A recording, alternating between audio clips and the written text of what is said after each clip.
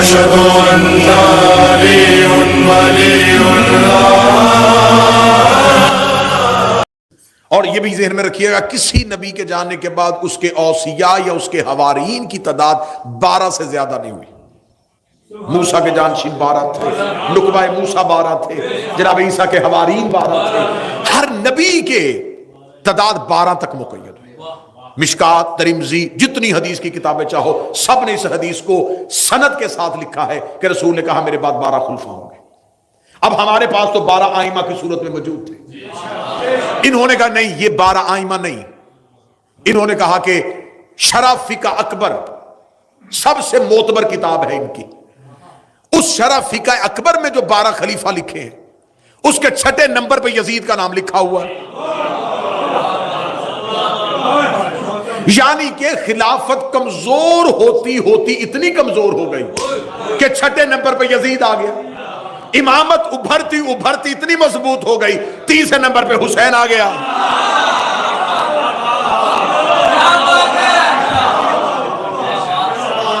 اب وہ جس نے مکہ کی پہاڑیوں پہ 2 بزرگ کھڑے تھے،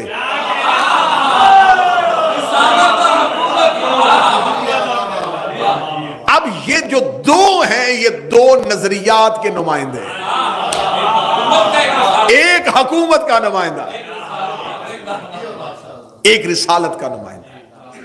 اب اس نے جب حاکم شام مرنے والا تھا تو اس نے 4 لوگوں کو بلایا شام اپنے پاس، اس میں سعید بن عاص کو بلایا، حسین بن نمیر کو بلایا، ضحاک ابن قیس کو بلایا۔ اس نے کہا کہ میں اپنے بعد اپنے بیٹے یزید کو حاکم بنانا چاہتا ہوں، کوئی رستہ اختیار کرو، کیونکہ یہ انتہائی بد کردار تھا۔ تو انہوں نے کہا کہ اس کی حکومت کو لوگ تسلیم نہیں کریں گے، ہم اگر جس طرح تیری حکومت ہم نے بزور پیسہ بزور درہم و دینار منوائی تھی نا، اگر ہم خزانوں کے منہ کھول بھی دیں تو 4 ایسے لوگ ہیں جن سے شدید خطرہ ہے۔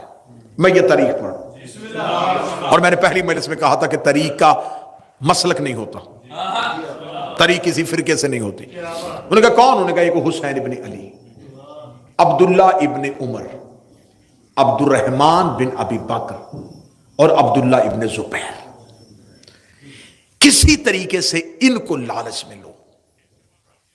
یہ اپنی زندگی میں حاکم شام مکہ پہنچا حج کے دنوں میں، تو اس نے 4 افراد کے ساتھ علیحدہ علیحدہ ملاقات کی۔ اب جو تاریخ ابو الفدا، روضۃ الاحباب، یعنی کہ اہل سنت تواریخ سے میں پڑھ رہا ہوں، جو سب سے پہلی ملاقات اس نے کی وہ عمر کے بیٹے عبداللہ سے کی، عبداللہ ابن عمر سے۔ اس نے کہا کہ اگر میں اپنے بعد یزید کو خلیفہ بناؤں تو اسے کیسا دیکھتا ہے، تو اس کی خلافت کے بارے میں کیا خیال رکھتا ہے؟ ان کا آگے سے جواب یہ تھا، دیکھ مجھے تو حکومتوں کے ساتھ کوئی لینا دینا نہیں، میں گوشہ نشین آدمی ہوں، اگر سب نے تسلیم کیا تو میں بھی کر لوں۔ یہ ان کا جواب تھا، کیونکہ انہوں نے اس ایک اصول پہ خلافتیں بنتی دیکھی تھی۔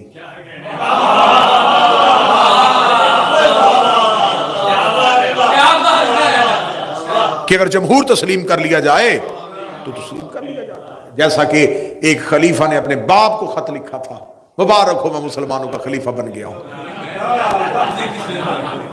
تو اس نے کہا تھا کہ کیا ہاشمی دنیا سے چلے گئے؟ ہاں یہ خط کتابوں میں موجود ہے۔ اس نے کہا ہاشمیوں کے ہوتے ہوئے تمہیں خلافت کس نے دی؟ دوسرے کہ اس لیے کہ میں عمر میں بڑا تھا۔ باپ نے کہا پھر میں آ جاؤں، میں تو تیرا بھی باپ ہوں۔ اب یہاں یہ اصول بن گیا تھا کہ خلافتیں اس بنیاد پہ بنتی ہیں، بڑے ہونا، رشتہ داری کی بنیاد۔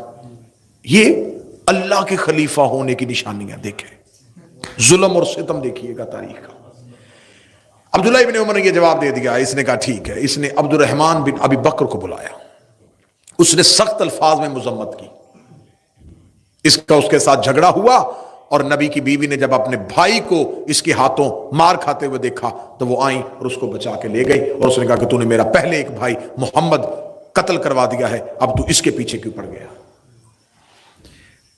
تیسری اس نے ملاقات کی حسین ابن علی سے، مولا حسین ابن علی سے کہا دیکھیے حسن نے میرے ساتھ شرائط طے کی تھی، مولا نے فرمایا تم نے اس پہ عمل نہیں کیا۔ اس نے کہا میں نے خاطر خواہ عمل کیا ہے، میں چاہتا ہوں کہ میرے بعد میرا بیٹا یزید تخت پہ بیٹھے۔ مولا امام حسین اس کی طرف دیکھ کے کہنے لگے یہ پہلی شرط کی نفی ہے۔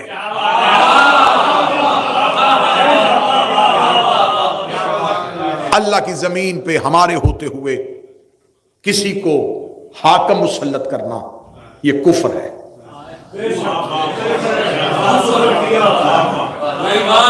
حسین ابن علی کا دشمن مورخ، دشمن، میں نے متعصب ترین مورخ اٹھا کے دیکھے، تبری جیسے لوگ اٹھا کے دیکھنے، ابن خلدون جیسے لوگوں کو اٹھا کے پڑھا ہے، تاریخ الخلفاء میں جلال الدین سیوطی کو اٹھا کے پڑھا ہے، انہوں نے کہا چاروں میں سے سب سے جاندار جواب حسین ابن علی کا تھا، جس میں دم تھا نا وہ جواب حسین ابن علی۔ آخر میں اس نے عبداللہ ابن زبیر کو بلایا، اس نے کہا تو کیا چاہتا ہے؟ اس نے کہا دیکھ میں تجھے 3 رستے دیتا ہوں، تینوں میں سے جس مرضی رستے کو انتخاب کر۔ اس نے کہا کون سا؟ اس نے کہا پہلا رستہ کسی کو بھی بنا کے نہ جا، نامزد نہ کرنا، جیسے تو نے طاقت کے زور پہ خلافت لے لی تھی اسے کہنا طاقت کے زور پہ خلیفہ بن جائے، تو نامزد نہ کرنا۔ یا دوسرا کام یہ کر، دوسرا کام جس طرح پہلے خلیفہ نے کیا تھا، تو کوئی کمیٹی بنا دے جس میں اپنے ہی افراد رکھ لے اور ان کو کہہ دے نا کہ وہ اسے طے کر لیں، یہ گناہ تو اپنے سر نہ لے۔ اس نے جتنے بھی رستے دیے اس نے کہا مجھے ان میں سے کوئی بھی رستہ نہیں چاہیے۔ یہ سیخ پا ہو گیا اور سیخ پا ہو کے یہ واپس چلا گیا۔ جب یہ واپس چلا گیا اور پھر اس کی جو موت واقعہ ہوئی ہے، کتابیں کہتی ہیں کہ یہ کنویں سے پانی لینے کے لیے، گھر کے اندر جو کنواں تھا وہاں سے پانی لینے کے لیے، تو کنویں کے اندر سے گیس نما چیز نکلی جس نے اس کے پورے چہرے کو جھلسا دیا۔ پھر اس کے بعد جتنی دیر زندہ رہا لوگوں کے سامنے نہیں آتا تھا، اور اہل سنت کتابیں کہتی ہیں کہ یہ اپنے کمرے میں کہتا تھا کاش میں نے حجر بن عدی کا قتل نہ کیا ہوتا، کاش میں نے مال کے اشتر کو نہ مروایا ہوتا، کیونکہ حجر بن عدی وہ علی کا نوکر ہے جس کا تقوی عرب میں مشہور تھا اور ایمان کی اس بلندی پہ تھا۔ جب اس نے اس کے بیٹوں سمیت اس کو گرفتار کروایا اور قتل کروانے کے لیے جلاد کو تلوار دی، تو حجر بن عدی سے کہا کوئی وصیت؟ کہنے لگا میرے سامنے میرے بیٹوں کو قتل کر۔ اس نے کہا کیسا باپ ہے آنکھوں کے سامنے بیٹے مروا رہا ہے؟ اس نے کہا اس لیے قتل کروا رہا ہوں کہیں میرا قتل ہوتا دے کے علی کو چھوڑ نہ دے،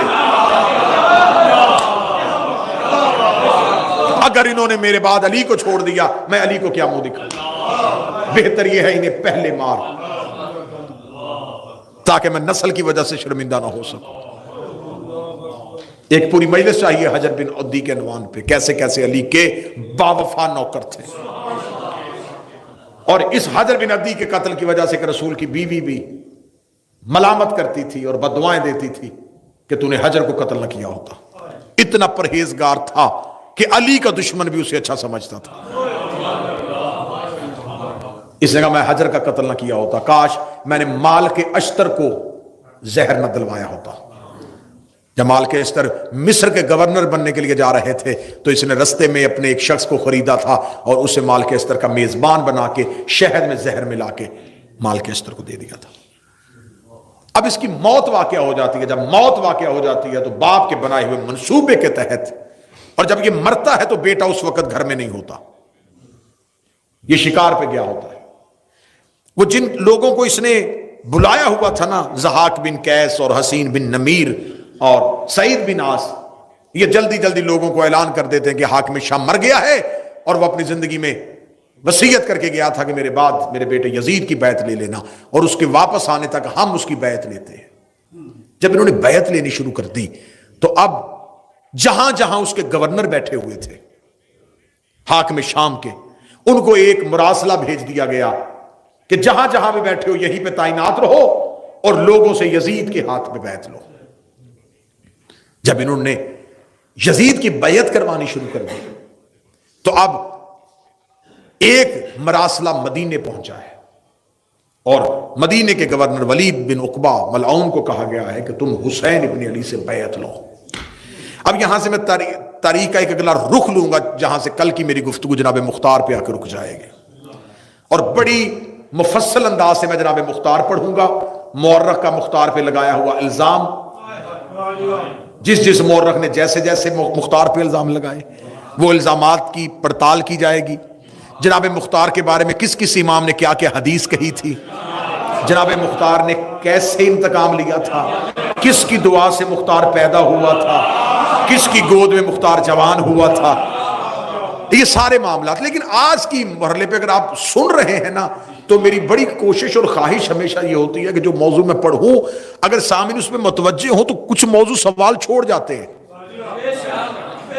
لیکن آپ کا سوال نہ پوچھنا اس بات کی دلیل ہے کہ آپ صرف مجلس سمجھ کے سن رہے ہیں، کیونکہ ایک گھنٹے میں یا 45 منٹ کے تمام چیزوں کو کور کرنا مشکل ہو جاتا ہے، سوالات تو ادھورے رہ جاتے ہیں۔ اب جو کوفہ کی حالت تھی وہ میں نے آپ کے سامنے کل پوری مفصل انداز سے پڑھ دی کہ کوفہ 3 طبقوں میں تقسیم ہو چکا تھا، سارا کوفہ بے وفا نہیں تھا۔ کوفہ میں سلیمان بن سرد خزائی، حانی بن عروہ، مختار سقفی، حبیب ابن مظاہر، مسلم ابن اوسجا، عابس شاکری، یہ کردار ابھی کوفہ میں موجود ہے۔ اب کوفے کا جو گورنر ہے وہ نعمان بن بشیر ہے اور انتہائی کمزور آدمی ہے، بس اپنی رٹ منوا نہیں سک رہا، لیکن ہے یہ معاویہ کا بھیجا ہوا، یہ اس کا والی ہے۔ اب کوفہ میں امام حسن کی شہادت کے بعد علی کے شیعوں نے سر اٹھانے شروع کر دیے۔ جب سر اٹھانے شروع کیے تو یہاں پر ایک کردار ہمیں تاریخ میں ملتا ہے، سلیمان بن سرد خزائی، یہ 90 سال کے بزرگ ہیں، یہ جمل میں اور صفین میں مولا علی کے ساتھ رہے، مولا علی کے لشکر میں بھی شامل تھے۔ یہ اپنے گھر میں ہیں اور جب انہیں پتہ چلتا ہے کہ معاویہ مر گیا ہے اور اسے اپنے بیٹے یزید کو تخت پہ بٹھا دیا ہے تو کوفے کے لوگ سلیمان کے گھر اکٹھے ہو جاتے ہیں اور سلیمان کے گھر میں اکٹھے ہو کے کہتے ہیں کہ ہم کسی صورت میں یزید کی بیعت نہیں کریں گے۔ خوف اس کا تھا، وہ دنیا سے چلا گیا، اب یزید کو کم از کم تسلیم نہیں کیا جائے گا۔ سلیمان کہتا تم کیا چاہتے ہو؟ وہ کہتے ہیں کہ ہم چاہتے ہیں کہ حسین ابن علی کو بلایا جائے۔ آج کی مجلس میں ایک انتہائی ایک ایسا اہم نقطہ جس پہ مدت سے شیعت بھی پریشان طریقے سے کھڑی ہے کہ آخر کوفے کے بے وفاؤں نے حسین کو خط لکھے تھے، بے وفائی کسی اور نے کی تھی، خطوط کہیں اور سے گئے تھے۔ آج میں تاریخ کا ایک دھوکہ آپ کو سنانے لگا ہوں۔ سلیمان بن سرد انتہائی عارف علی کا صحابی تھا، 90 سال عمر ہو، زمانے کے اتار چڑھاؤ دیکھے ہوں، کوفہ بنتا دیکھا ہو، قبیلوں کی ساری۔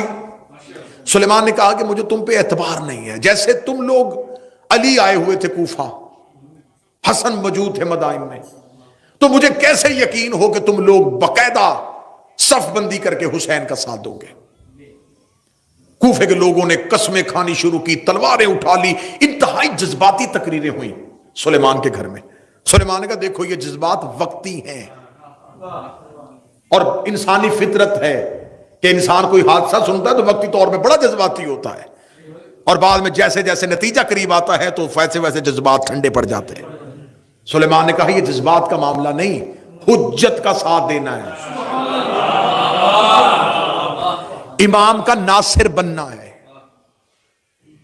ناصر بننے کے لیے تمہیں کیا کرنا پڑے گا؟ کوفے والوں پہ سلیمان لوگوں کے ہجوم پہ یقین نہیں کر رہے تھے، یہ کونے سے حبیب ابن مظاہر اٹھے، انہوں نے کہا سلیمان کوئی اور قیام کرے نہ کرے، میں قسم دیتا ہوں علی کی عزت کی، جب تک میرے بوڑھے بدن میں جان ہے میں اپنے خون کی آخری قطرے کو حسین پہ قربان کروں گا۔ حبیب کا جذبہ ہی سلیمان کے لیے بڑا تھا۔ ابھی سلیمان روتی ہوئی آنکھوں سے حبیب کو دیکھ رہے تھے، یا دوسرے کونے سے مسلم اوسجا اٹھ کے کھڑا ہو گیا، ادھر سے عابس شاکری اٹھ کے کھڑا ہو گیا، ادھر سے حانی بن عروہ اٹھ کے کھڑا ہو گیا۔ جب یہ مجاہدین اٹھ کے کھڑے ہوئے ہیں نا، اب سلیمان کو حوصلہ ہو گیا کہ یہ وہ لوگ ہیں جو ساتھ نہیں چھوڑیں گے۔ اس نے باقی افراد کو کہا تم جاؤ، ان لوگوں کو اکٹھا کیا۔ تاریخ کہتی وہ جو لوگ اکٹھے کیے وہ 150 تھے، بڑی توجہ سے گفتگو سنیے۔ 150 لوگوں سے سلیمان نے کہا ایک ایک بندہ اپنا خط لکھو حسین ابن علی کے نام، اور علیحدہ علیحدہ خط لکھو۔ ایک تاریخ کہتی ہے کہ 150 نے علیحدہ علیحدہ خط لکھے، اور کچھ مورخین کہتے ہیں ایک ہی خط میں 150 نے 10 خط کیے۔ علیحدہ لکھے یا اکٹھے لکھے، یہ طے ہے کہ 150 کی رضامندی شامل ہو گئی۔ ادھر سے امام حسین مدینہ چھوڑ چکے تھے۔ یہ ذہن میں رکھیے، جب حسین مدینہ چھوڑ کے آ رہے تھے اس وقت امام حسین نے ایک بھی اعلان نہیں کیا کہ میں کوفے جا رہا ہوں۔ امام حسین نے کہا تھا میں مکہ جا رہا ہوں، کیونکہ امام حسین کو ولید نے کہا تھا کہ میرے پاس 2 رستے یزید نے بھیجے ہیں، یا بیعت لے یا سر لے، اور میں آپ کے خون سے اپنے ہاتھوں کو رنگین نہیں کرنا چاہتا۔ امام حسین بیعت کرنا نہیں چاہتے تھے اور سر مدینے میں دینا نہیں چاہتے تھے، لہذا امام حسین نے ہجرت کر لی۔ ہجرت امام حسین نے جب کی تو امام حسین مکہ آ کے بیٹھ گئے۔ یہ مکہ میں امام حسین کا قیام جو ہے یہ 6 ماہ کا ہے، مسلسل امام حسین مکہ میں بیٹھے رہے، اور مکہ میں کسی اپنے دوست کسی نوکر کے گھر نہیں، جناب خدیجۃ الکبریٰ کے گھر میں رہے تھے، کیونکہ مکہ میں جناب خدیجہ کا محل تھا جس کی چابی حسین کے گھر میں پڑی ہوئی تھی۔ مولا امام حسین آ کے بیٹھ گئے مکہ میں، اور اب 150 لوگوں نے جب پتہ چل گیا نا، تو اب اگر یہاں علی کے شیعہ تیاری کر رہے ہیں تو معاویہ کے بھی ابھی لوگ باقی ہیں۔ ان میں ایک کردار ہمیں تاریخ نے بتایا ہے، مسلم ابن عمر یا مسلم بن حالی، یہ نام بتایا ہے۔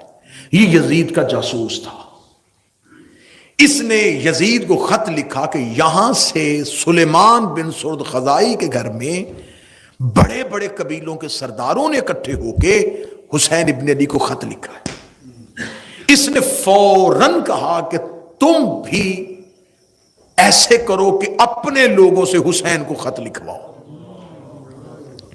اب دیکھیے گا، اب محمد بن اشعث جودہ کا بھائی، اور وہ اشعث جس نے مدائن میں مولا حسن سے دھوکہ کیا تھا، اس کا بیٹا، اس نے اپنے گھر میں لوگوں کو اکٹھا کیا اور اکٹھا کر کے وہاں سے خطوط لکھے، جن خطوط کے آخر میں انہی لوگوں کا نام لکھ دیا جنہوں نے سلیمان کے گھر میں خطوط لکھے تھے۔ اب دیکھیے گا تاریخ میں دھوکہ کیسا ہوا ہے۔ جو سلیمان کے گھر میں شیعوں نے خطوط لکھے تھے، سلیمان نے کہا کہ کیونکہ امام کا پروٹوکول نہیں ہے کہ ہم قاصد بھیجیں،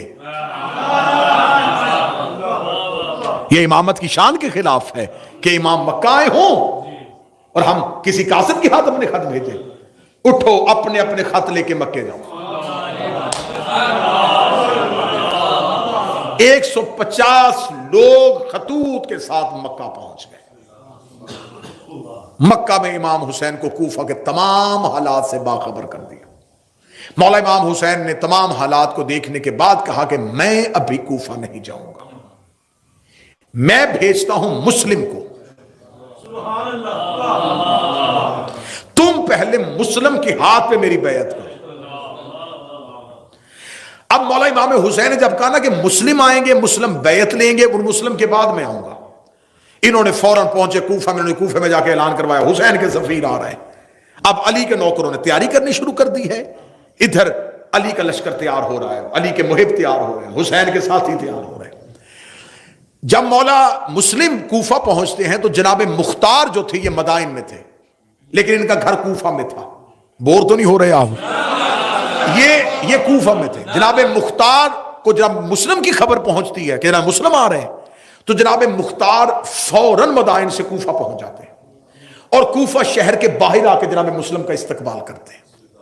جناب مسلم کو لے جا کے جناب مختار پہلا پڑاؤ، پہلے مہمان کوفہ میں جناب مسلم جناب مختار کے گھر بنتے ہیں۔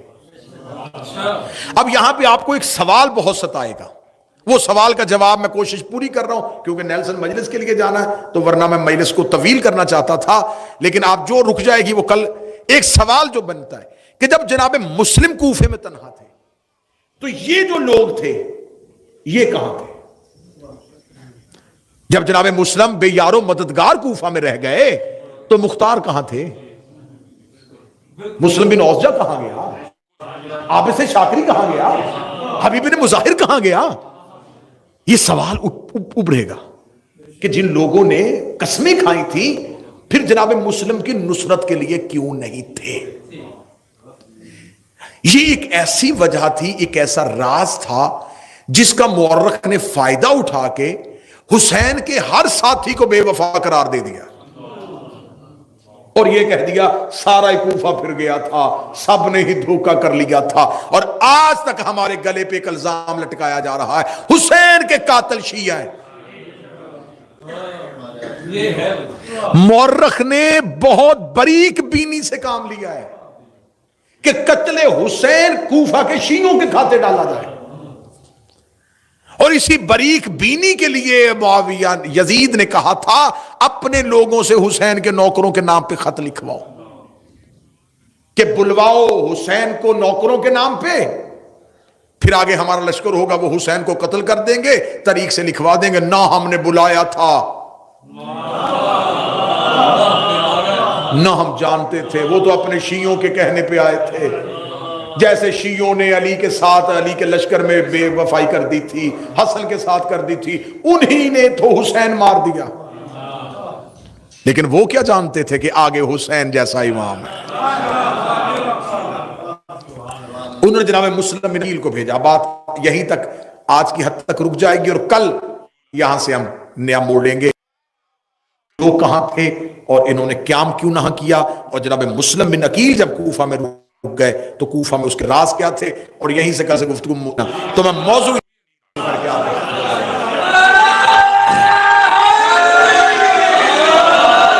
لیکن آپ نے یہ قتل ہمارے کھاتے میں ڈالا کہ امام حسین کو قتل شیعوں نے کیا تھا، لیکن تمہاری بدبختی نے تمہارا ساتھ پھر نہیں چھوڑا، تمہاری قسمت نے تمہارا ساتھ نہیں دیا، بدبختی نے ساتھ نہیں چھوڑا کہ تم نے لکھ دیا کہ حسین کے قاتل جو تھے وہ عمر ابن سعد تھا، وہ حسین بن نمیر تھا، وہ محمد بن اشعث تھا۔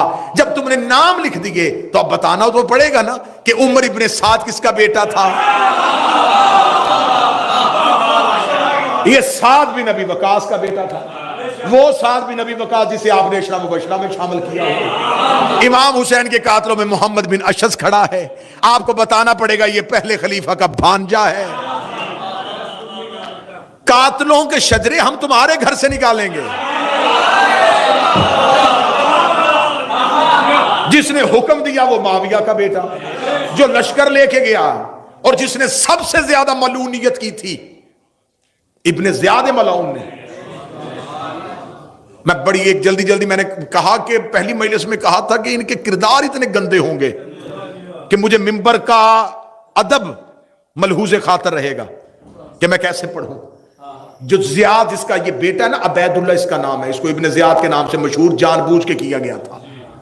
یہ جو زیاد ہے نا، زیاد باپ کے نام سے مشہور نہیں تھا، اس کو زیاد ابن سمیہ کہتے تھے ماں کے نام سے، کیونکہ باپ کے نام کا کسی کو نہیں پتا تھا۔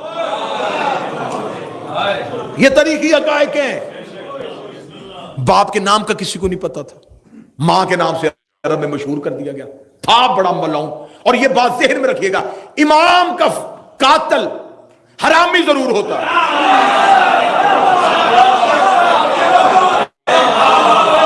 یہ بات طے ہے۔ معصوم کا